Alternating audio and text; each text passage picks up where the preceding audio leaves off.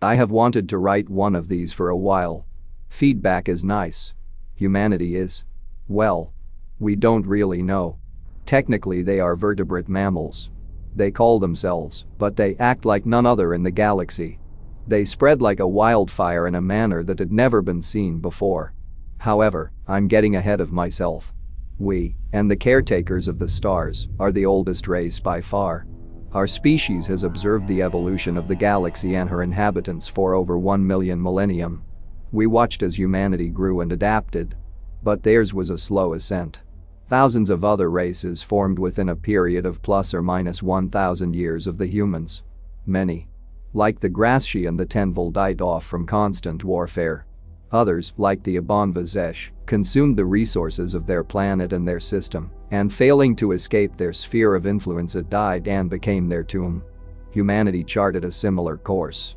Whereas Genji and the Graver grew and built and existed in harmony, humanity grew and built in order to destroy. We catalogued their presence, studied their anatomy, and busied ourselves watching other races which we were sure would become the shepherds of the galaxy. And while our backs were turned for a while, we didn't miss much. While the Genji developed basic flight and rocketry, the humans built cities and castles and monuments to their own supposed might. Something even the vain Graver had forgotten.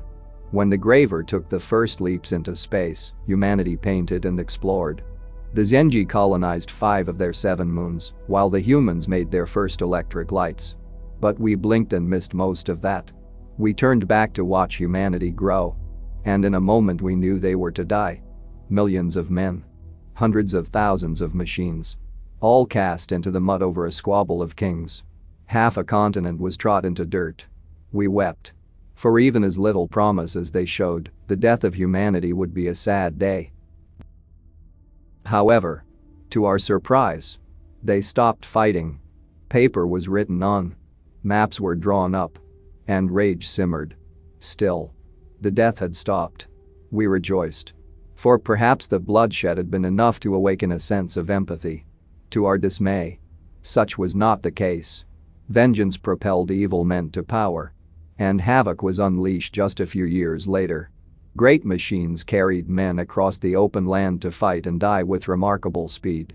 We noted that in the previous war and the intervening peace the progress of their flight, medicine, and production technologies had accelerated, outstripping even the talented Kijahid.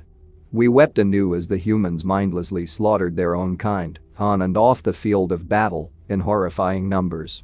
Genocide was beyond everyone, including the warlike Graver. And here humanity exterminated its own by the millions. Yet again, the violence stopped abruptly on half the planet. We were hopeful. And they horrified. For when humanity split the atom, everyone took notice.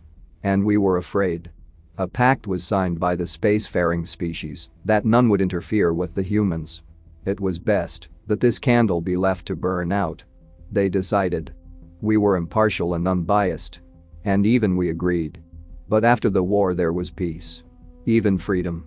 One nation reached out to protect another. The peace was tense. But it was a peace. For the next 100 years they continued as such. But then one day, rockets began to launch. Humanity had produced limited spaceflight before. But this was unparalleled. Thousands of rockets were launched into the atmosphere and into orbit around their moon. Within the decade a colony covered half the lunar surface. And space stations orbited their cradle planet. They experimented with pulse drives and space-bending FTL travel, something we had predicted they would never conceive. At least for another 1,000 years at our estimated timeline. It was then that we began to look. It was then that we examined the human culture and history on a level that it truly deserved. We found that while they spent the first 96.7835% of their existence in caves, they had made 99.486% of their technological advancement in just the last 3.2165% of their collective lives. When other species had advanced at a constant rate, humanity's success inspired it, and their will to survive kept them from extinction. Although they teetered on the edge of the abyss for their whole lives. They had developed mathematics on par with our own while they were still writing on parchment. They designed craft that they could not have realistically hoped their great-great-grandchildren would build. But design them they did. Humans were a race of thinking warriors. Something that set them apart. It was then, around the time they colonized their red planet and nearest gas giant, that the Great War began. In the last war of this scale, atomic weapons had ended the hostilities. In this one, they were used every other cycle. Asteroids were blown to pieces and irradiated. Capital ships were incinerated in microseconds. And still they fought. After a long while, peace reigned once more and the humans rebuilt. The pact held. And they were left alone. After a time they perfected FTL drives.